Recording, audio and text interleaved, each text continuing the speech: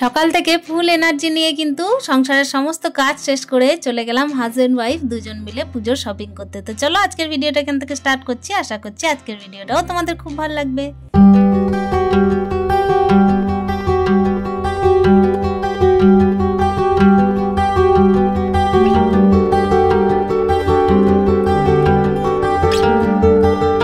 তো hello everyone, good morning, welcome back to my channel. কেমন আছো তোমরা? আশা করছি সকলেই খুব ভালো আছো। আর ব্লগের শুরুতে প্রত্যেক দিনের মতো বড়দের চরণে প্রণাম আর ছোটদেরকে আমার অনেক অনেক ভালোবাসা।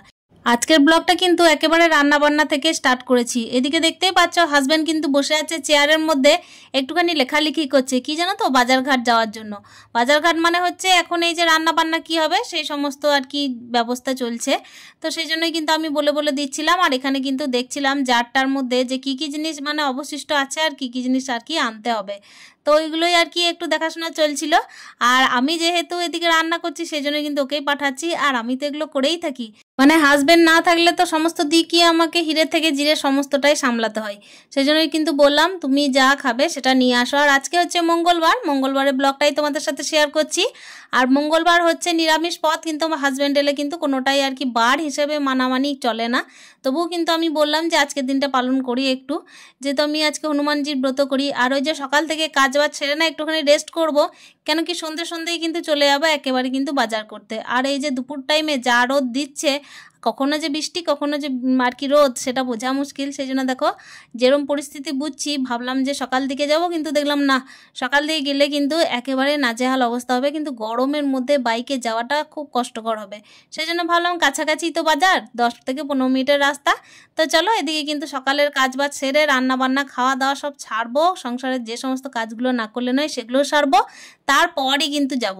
তো ওই জন্য দেখো রান্না বান্না তোড়জোড় করছি। এখানে কিন্তু আলু ভাজা করছি, নিরামিষ আলু ভাজা করছি। হাজব্যান্ড কিন্তু কোনো রকমের তরকারি দিয়ে মুড়ি খায় না, ও কিন্তু একেবারে শুধুমাত্র আলুই খায়, মানে যে কোনো সবজিই খায় না, শুধুমাত্র আলুটাই খায়। তো ওকে আলুটাই ভেজে দিচ্ছি, আর তা নাহলে পুরি, এই দুটো জিনিসও খায়।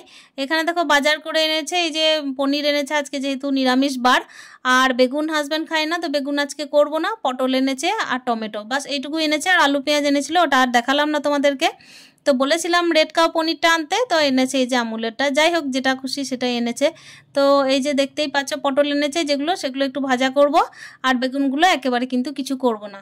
কয়েকটা পটল বের করে রেখে দিচ্ছি, টমেটো বের করে রেখে দিচ্ছি। আর বাকি যে সবজিগুলো রাখার মানে কাজে লাগবে না সেগুলো একেবারে ফ্রিজে তুলে দেবো। আর কি বলো তো, কদিন থেকে না ভাবছি ফ্রিজটা পরিষ্কার করব, কিন্তু ফ্রিজটা পরিষ্কার করাই হচ্ছে না। মানে ওই বলতেই পারো এখনো পর্যন্ত কিন্তু আমি পুজোর কোনো রকমের কোনো টুকিটাকি কাজ যেগুলো থাকে সংসারের, সেগুলো কিন্তু একেবারে হাত দিয়ে উঠতে পারিনি। মানে ঘর ঝাড়া যেটা আর কি বড় সড়ো কাজ, সেটাই করে উঠতে পারিনি। তো কি আর করা যাবে বলো। এই যে দেখতেই পাচ্ছ পনিরটা আমি কেটে নিচ্ছি। অনেকক্ষণ রেখেছিলাম, শক্ত কাঠ হয়েছিল, এতক্ষণে কিন্তু নরম হয়েছে। ওই সবজিগুলো ভাতটা সমস্ত নামানোর পর দেখছি যে না, এতক্ষণে সফট হয়েছে। ততক্ষণও পনিরটা কেটে এমনি পিস করে নিচ্ছি।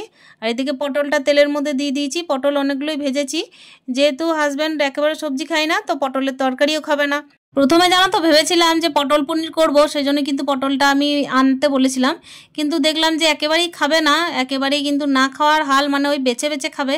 তার থেকে পটল ভাজা খায়, তখন চলো পটল ভাজাটাই করে দিই। আর এদিকে দেখতেই পাচ্ছ পটল ভাজা অলরেডি আমার কমপ্লিট হয়ে গেছে। ওদিকে কিন্তু ভাত ডালটা আমি নামিয়ে দিয়েছি ছেলের জন্য। একটুখানি মুগের ডাল করেছিলাম, আলু সিদ্ধ করেছিলাম। আলু সিদ্ধটা যেরকম আমার হাজব্যান্ডের আর কি ডেলিকার খাবার, আলু সিদ্ধটা চাই। আর এখানে দেখতেই পাচ্ছ তেলের মধ্যে কিন্তু আলু দিয়ে দিয়েছি, আর ওদিকে পনিরটাও ভেজে তুলে নিয়েছিলাম। প্রত্যেক বছর আমার সৌভাগ্য হয় না হাজব্যান্ডের সাথে বাজার করব, কিন্তু এই বছর সৌভাগ্য হচ্ছে।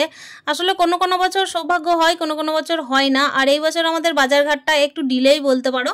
অনেকের দেখছি ব্লগের মধ্যে সবার হয়তো বাজারঘাট হয়ে গেছে, কিন্তু আমাদের এখনও পর্যন্ত কমপ্লিট পুরোটা হয়নি। আর এই বছর বাজারটা আমাদের খুব বেশি না হলেও মোটামুটির মধ্যেই হচ্ছে। তবে চলো কি কি বাজার করছি সেগুলো তো তোমরা দেখতেই পাবে। আর এখানে দেখতেই পাচ্ছ রান্না করতে করতে তোমাদের সাথে অনেকটা গল্প আর অনেকটা কাজ সেরে ফেলা হচ্ছে। আর রান্নার কাজটাও মোটামুটি প্রায় কমপ্লিটই বলতে পারো। এদিকে শুধুমাত্র একটাই পদ যেটা বাকি ছিল, সেটা হলো পনিরের তরকারি। মশলা টশলা যা করা, নিরামিষ মশলা করেছিলাম। ওই টমেটোটা দিয়ে দিয়েছিলাম একটুখানি ওই মশলার মধ্যেই, মশলাটা জিরে আর আদা লঙ্কা, বাস। তো আপাতত পনিরের তরকারিটা আমার রেডি হতে চললো। আর দেখো এখানে রেডি আছে গরম গরম কিন্তু পনিরের তরকারি, একটু আলু দিয়েই করেছি আর দুবেলার জন্যই কিন্তু করে নিয়েছি। কেন কি রাত্রেবেলায় ফিরে এসে কখন যে রান্না বান্না করবো তার তো কোনো ঠিক নেই, ওই জন্য ভাতটাও রান্না করেছি আর একটু দেরি করেই চাপিয়েছিলাম। আজকে খানিক একটু দেরি করেই বলতে পারো যে কাজবাজগুলো করছি, সকালে কিন্তু দেরি করে উঠেছি, যেহেতু আজকে মঙ্গলবার হচ্ছে আমার ছেলের মাসের শেষ দিনে স্কুল ছুটি, সেই জন্যই কিন্তু স্কুলের তাড়াটা ছিল না বলেই কিন্তু আমরা দেরি করে উঠেছি। আর এখানে দেখতেই পাচ্ছ ঝাঁটপাটগুলো দিয়ে নিচ্ছি, যেহেতু এটা খাওয়া দাওয়ার পরের ভিডিও, মানে হচ্ছে খাওয়া দাওয়া যখন সেরে নিয়েছি তখনকার ভিডিও। তো এটা বিকাল টাইমের জন্য আমি ডিউ রাখিনি, বিকাল টাইমে একটু তাড়াতাড়ি যাওয়ার চেষ্টা করব। তো দেখা যাক কটার সময় যাচ্ছি। আর ঝাঁটটাটগুলো ঘরেরও কমপ্লিট করে নিয়েছি, এখন আপাতত বাইরের এসে আর কি উপস্থিত। আর বাইরে এখন কিন্তু ধুলো হচ্ছে প্রচুর পরিমাণের, যেহেতু পাতাগুলো শুকনো পচা পাতাগুলো আর কি শুকিয়ে গেছে, সেহেতু কিন্তু অনেকগুলোই আর কি পাতা জমে জমে আসছে, আর ওগুলোকে আমাকে বারবার পরিষ্কার করতে হচ্ছে। আর এখানে হাজব্যান্ডকে দেখতেই পাচ্ছ, হাজব্যান্ড কিন্তু ওদিকে এই যে গাছগুলো আছে না ওগুলোতে টান দিচ্ছে একটু করে, মানে কাপড় বা যে কোনো দড়ি পাচ্ছে সেগুলো দিয়ে কিন্তু টান দিয়ে দিচ্ছে। সত্যি কথা বলতে কি, যখন হাজব্যান্ড আসে আর যেসব দিনগুলোতে আমি বাজারঘাট করি তার সাথে গিয়ে গিয়ে গাড়িতে চেপে, তখন কিন্তু যে কোনো ওকেশনের থেকেও এই যে কাছে পিঠে হোক বা দূরে হোক যেখানেই বাজার যায় সেগুলো কিন্তু ওকেশনকেও হার মানায়, সত্যি কথাই। আর কতটা মনের মধ্যে ফুর্তি আসে, কাজেও ফুর্তি আসে, আমি কিন্তু নিজেই লক্ষ্য করতে পারি।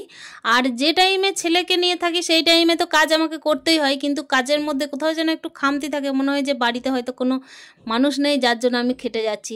তো চলো আজকে কিন্তু বেশ ভালোই লাগছে, আর সবাই মিলে বাজারঘাট করতে যাব। এদিকে কিন্তু রান্নাবান্না খাওয়া দাওয়া সমস্ত কমপ্লিট হয়ে গেছিলো, ঘরের সমস্ত কাজও হয়ে গেছে।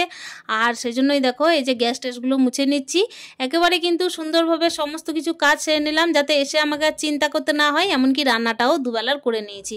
তো চলো গ্যাস কিন্তু মোছা চলছে, যদিও বা গ্যাসটা আগেই মোছা হয়ে গেছে, তবুও দেখো এক্সাইটমেন্ট এতটাই বেশি, ওই যে বাজারঘাট করতে যাব হাজব্যান্ডের সাথে, সেই জন্যই কিন্তু দেখো খুশি মনে এতটাই ভুলভাল বকছি যে আমার নিজের ঠিক নেই। তো চলো এদিকে কিন্তু গ্যাসটা মোছা হয়ে গেছে, আর এখানে টেবিলে যে সমস্ত জিনিসগুলো আছে সেগুলো ভরে দিচ্ছি। আর এখানে লাইটের ছটাটা আমার মাথার উপর পড়ছিল, সেটা আমি যখন ক্যামেরা অ্যাডজাস্ট করছিলাম তখন কিন্তু বুঝতে পারিনি। এই যে মিষ্টিগুলো সেটা হচ্ছে ভরে দিচ্ছি, মিষ্টিটা কিন্তু প্যাকেট থেকে একেবারে বাটির মধ্যে ঢালা হয়নি। টেবিলের মধ্যে এত পরিমাণ জিনিসপত্র ছড়িয়ে থাকে যে আমি বুঝে উঠতে পারি না যে কখন যে কি হয়ে যায়, আর কিভাবে যে পরিষ্কার করে উঠি আর কিভাবে যে নোংরা হয়, কিছু আমি কিন্তু কুল কিনারা খুঁজে পাই না। তো চলো তোমাদের সাথে গল্প করতে করতে সংসারের রীতিমধ্যে কাজ তো সারা হয়ে গেল, আর টেবিলটাও পরিষ্কার হয়ে গেল।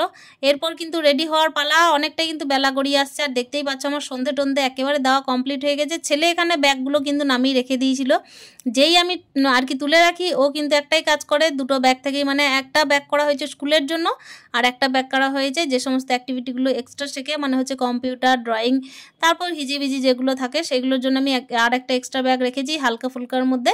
আর ভারী ব্যাগটা রেখেছি আর কি স্কুলের জন্য, স্কুলের তো অতিরিক্ত বই, তো এগুলোকে আমি আবার রেখে দিলাম, যদিও আমি জানি ভালোভাবেই এই বিছানার মধ্যে কিন্তু আবার জিনিসপত্র এসে জড়ো হয়ে যাবে। আর ওই যে আর একটা লোক আর কি এক্সট্রা জুটেছে, সেটা হচ্ছে আমার হাজব্যান্ড। তো চলো ইতিমধ্যে রেডি হয়ে পড়েছি, এরপর যাওয়া যাক, কেন কি এদিকে ফিরে আসার ব্যাপারটাও আছে। আর ছেলেকে নিয়ে একদম বেরোনো যায় না, আমি তো সময় পাই না আর সেভাবে এনার্জি পাই না বাইরে ছেলেকে নিয়ে ঘুরতে যাওয়ার। তো দেখো আজকে চলে এসেছি, ছেলে কিন্তু অনেক রকম বায়না করছে, জামাগুলো দেখছি অনেক জামাই পছন্দ হচ্ছে, অনেক আবার পছন্দ হচ্ছে না। বাচ্চাদের জামা কিন্তু পছন্দ করা খুবই মুশকিল, অনেকগুলোই দেখলাম, তার মধ্যে হচ্ছে ভালো কিছু দেখলাম, তার মধ্যে হচ্ছে ধরো 3 দিনের পুজো এই বছর, তো 3টে তো কিনতেই হবে। তার মধ্যে দেখো আমার হাজব্যান্ড দিচ্ছে 2টো, তার সঙ্গে হচ্ছে আমার মা দেয়, আমার শাশুড়ি মা দেয়, সেখানে আমি খুব একটা বাজারঘাট ওর জন্য করি না বললেই চলে। এখানে দেখো বাচ্চাদের কত রকমের জামা, আর মেয়েদের জামাগুলো দেখে বিশেষ করে মানে একদম চোখ ধাঁধিয়ে যাচ্ছে। এখানে দেখো হাফ শার্ট দেখছি, হাফ শার্টটা কিন্তু বেশ ভালো লাগছিল, মানে এইটা যদিও বা নিইনি, অনেকগুলোই পছন্দ করেছিলাম, তার মধ্যে হাফ শার্ট একটা নিয়েছি। আর এই যে দেখতেই পাচ্ছ এটা আমার পছন্দ ছিল, এটা আমার হাজব্যান্ডের পছন্দ ছিল না, মানে এই যে আমি যেটা পছন্দ করছি সেটা হাজব্যান্ড পছন্দ করছে না, এক এক করে কিন্তু পছন্দটা মানে এক্সচেঞ্জ হতে থাকছে, একবার করে আমি বলছি এটা নেবো, একবার করে উনি বলছেন এটা নেবো। তো এই চলতে চলতে যাই হোক মন স্থির করলাম, তো এই সবুজটা তো একেবারেই নিইনি, আমার পছন্দ ছিল না। আর এই বছর যে জামাগুলো হয়েছে সবই হালকা কালারের মধ্যেই হয়েছে যা দেখছি। তারপর কিন্তু আমরা জিন্স কর্নারে চলে এলাম, মানে জিন্সের দিকে আর কি চলে এলাম। তো এই কাউন্টারটাতে কিন্তু ছেলের জন্য জিন্স আর কি ঠিকঠাক হচ্ছিলই না। আমার ছেলে তো একেবারে রোগা পাতলা, সেই জন্য কিন্তু সেইভাবে জিন্সটা অ্যাডজাস্ট হয়ে বসছিল না। দিয়ে তারপর ভাবলাম যে না চলো, দুবার ট্রায়াল রুমে গেলাম। ট্রায়াল রুমে গিয়ে কিন্তু ওকে ট্রাই করালাম, ট্রাই করিয়ে দেখলাম যে একটা আর কি ঠিকঠাক ফাইনাল হয়েও কিন্তু আমরা রিজেক্ট করে দিলাম। তারপর ফাইনালি একটা জিন্স কিন্তু নিয়ে বাড়ি এলাম। এখন যে মলে আছি সেই মলটা হচ্ছে অন্য একটা মল। এই মলটা একেবারে ফাঁকা ছিল, আর আগে যে মলটায় গেছিলাম সেটা অতিরিক্ত পরিমাণে ভিড় ছিল। এখানে হাজব্যান্ড বিল দেওয়ার জন্য দাঁড়িয়ে আছে। তো চলো আজকের ভিডিওটা এখানে শেষ করছি। ভালো থেকো, সুস্থ থেকো, স্টে হ্যাপি, হ্যাপি মন, টাটা।